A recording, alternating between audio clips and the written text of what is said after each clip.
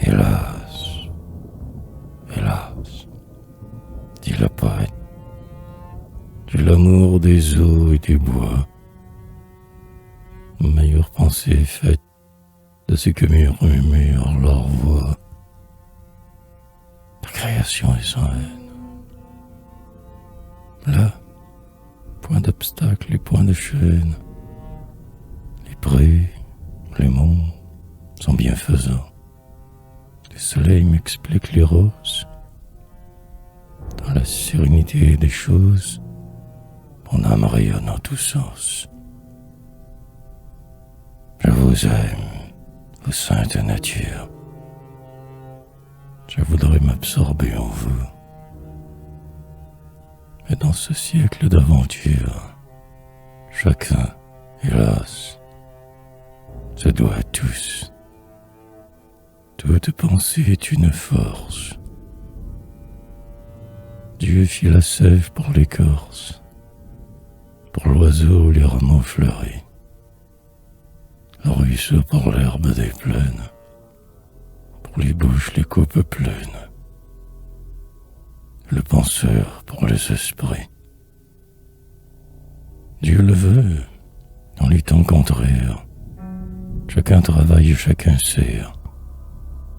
Malheur qui dit à ses frères, je retourne dans le désert. Malheur qui prend ses sandales, quand les haines et les scandales tourmentent le peuple agité.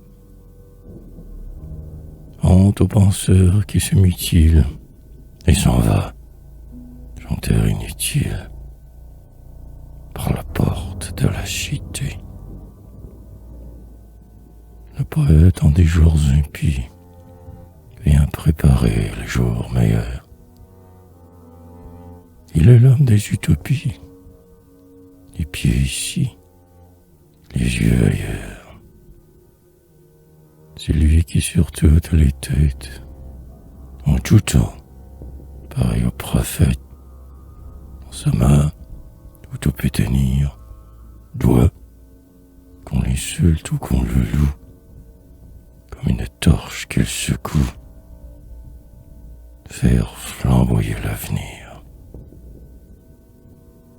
Il voit, quand les peuples végètent, ses rêves, toujours pleins d'amour, sont faits des ombres qui le jettent, des choses qui seront un jour. On le raille. Qu'importe. Il pense. Plus d'une âme inscrit en silence ce que la foule n'entend pas. Il plaint ses contenteurs frivoles et met un faux sage à ses paroles, rit tout et songe tout bas.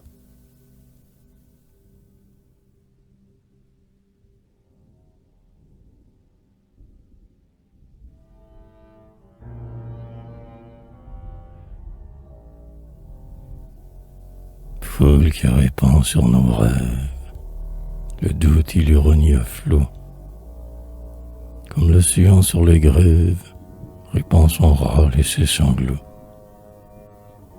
L'idée auguste qui t'égaye, taciturne encore bégaye, mais de la vie est la leçon. Ève contient la race humaine, un œuf l'aiglon, un gland le chêne. Une utopie est un berceau. De ce berceau, quand viendra l'heure, vous verrez sortir, ébloui, une société meilleure, pour des cœurs mieux épanouis. Le devoir que le droit enfante, l'ordre saint, la foi triomphante, l'immerse, ce groupe mouvant qui toujours, joyeux ou morose, sur ses pas sème quelque chose que la loi récolte en rêvant. Mais pour couver ces puissants germes, il faut tous les cœurs inspirés, tous les cœurs purs, tous les cœurs fermes, de rayons divins pénétrés. sans matelot la nef chavire, et, comme aux deux flancs d'un navire, il faut que Dieu, tous compris, pour fendre la foule insensée, aux deux côtés de sa pensée, fasse ramer de grands esprits.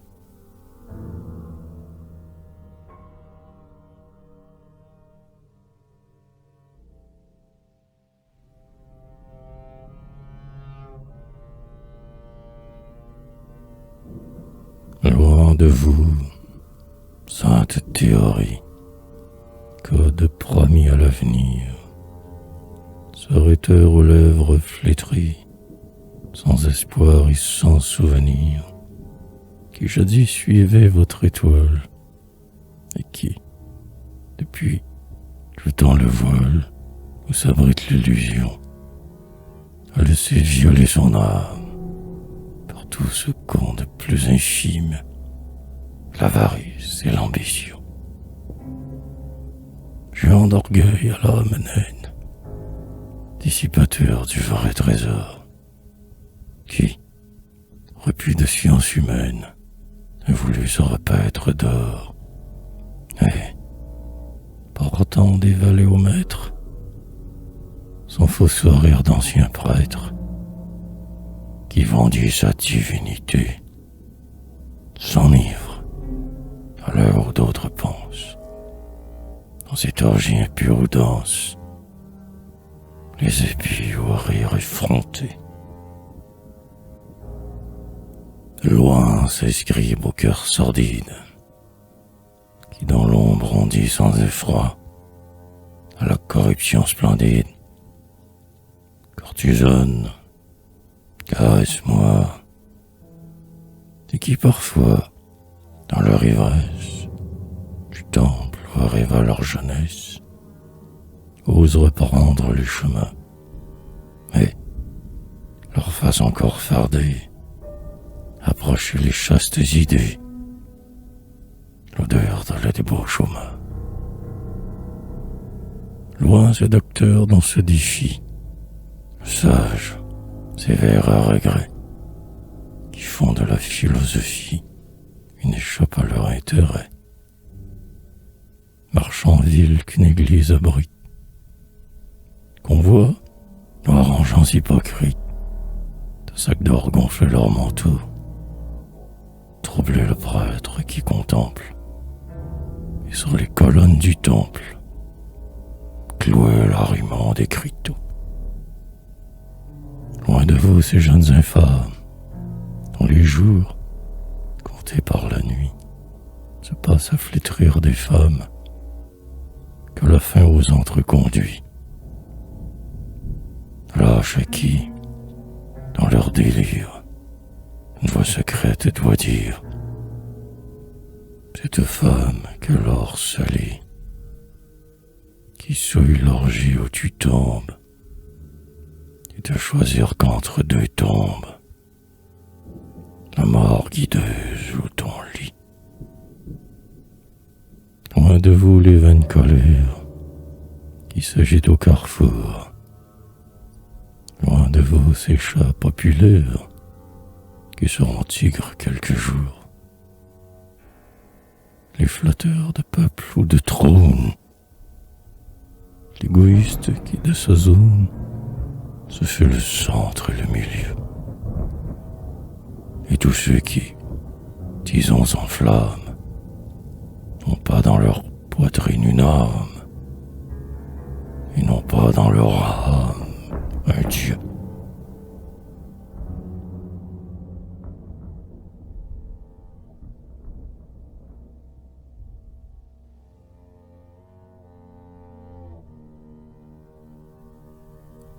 Si nous n'avions que de tels hommes, juste Dieu, comme avec douleur, le poète au siècle nous sommes, irait criant: malheur, malheur. On le verrait voiler sa face, et, pleurant le jour qui s'efface, debout au seuil de sa maison, devant la nuit prête à descendre, sinistre, flotter de la cendre aux quatre points de l'horizon, tel que l'autour dans les nuées, on entendrait rire, vainqueurs, les noirs poètes déhués, les Aristophanes moqueurs, pour flétrir nos hontes sans nombre. Pétrone réveillé dans l'ombre saisirait son stylet romain. Autour de notre infâme époque, l'iambe boiteux d'Archiloque bondirait, le fouet à la main. Mais Dieu jamais ne se retire. Non, jamais. Par l'immense caché, ce soleil vers qui tout aspire s'est complètement couché. Toujours pour les mornes vallées, pour les âmes d'ombre aveuglées, pour les cœurs que l'orgueil corrompt, il laisse au-dessus de l'abîme quelques rayons sur une cime, quelques vérités sur un front.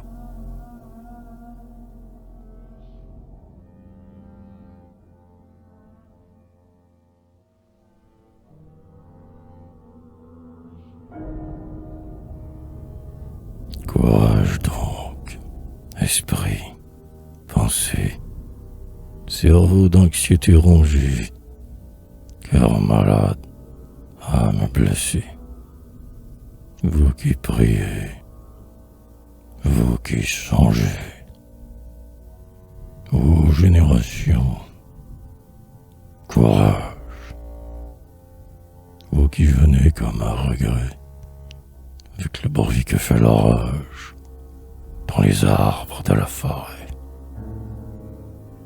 Douteur errant sans but ni trêve, qui croyez, étendant la main, voir les formes de votre rêve dans les ténèbres du chemin. Philosophe dont l'esprit souffre, et qui, plein d'un effroi divin, cramponné au bord du gouffre, pendu aux ronces du ravin. Naufrage de tout le système, qui de ce flot triste et vainqueur, sortez tremblant, et de vous-même n'avez sauvé que votre cœur. Sage qui voyait l'aube éclore tous les matins parmi les fleurs, qui revenait de l'aurore, trompé de célestes lueurs. Lutteur qui pour laver vos membres, avant le jour était debout. Rêveur qui rêvait dans vos chambres, l'œil perdu dans l'ombre de tout. Vous, homme de persévérance, qui voulez toujours le bonheur, et tenez encore l'espérance, se pend du manteau du Seigneur. Chercheurs qu'une lampe accompagne, pasteurs armés de l'aiguillon, courage à tous sur la montagne, courage à tous dans le vallon, pourvu que chacun de vous suive un sentier ou bien un sillon, que, flot sombre, il est du bord rive, et nuages, poids aquilons, pourvu qu'il ait sa foi qu'il garde, et quand sa joie ou sa douleur, parfois doucement il regarde, un enfant, un astre, une fleur, pourvu qu'il sente, esclave ou libre, tenant tous par un côté, vibrer en lui par quelques fibres, l'universelle humanité. Courage, dans l'ombre et l'écume, le but apparaîtra bientôt. Genre humain dans une brume, c'est l'énigme et non pas le mot. Assez de nuits et de tempêtes, passez sur vos fronts penchés. Levez les yeux, levez Levez la tête. La lumière est là-haut. Marchez.